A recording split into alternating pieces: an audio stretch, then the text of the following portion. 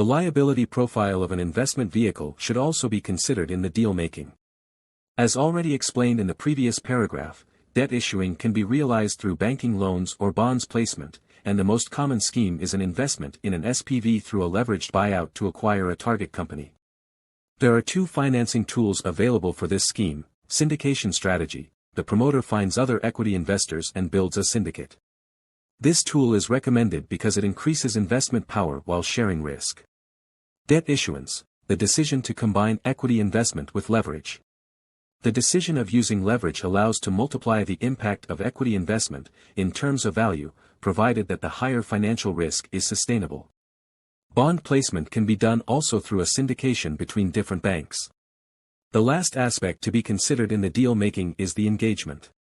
It begins by choosing categories of shares or share class that can guarantee the best way to support the investment.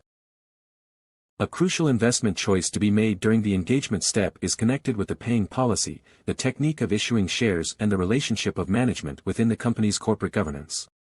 The last step included in the engagement process are the governance rules, the general agreement on shareholders' duties and rights, board of directors' activity, and information flow.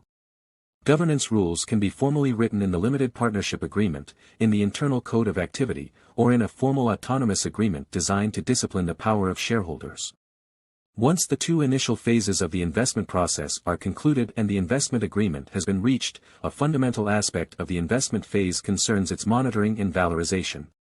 At this point, before proceeding with the analysis of the activities in support of business enhancement by private equity operators, it is important to deal with the issue of monitoring and defining the governance of the investee company.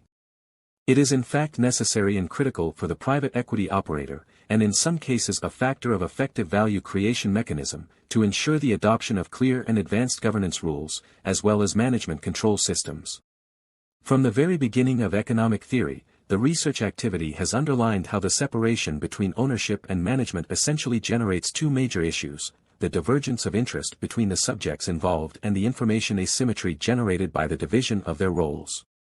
Therefore, it appears evident that shareholders and managers, having a peculiar and very different role between them within the corporate structure, have potentially very different objectives and time horizons.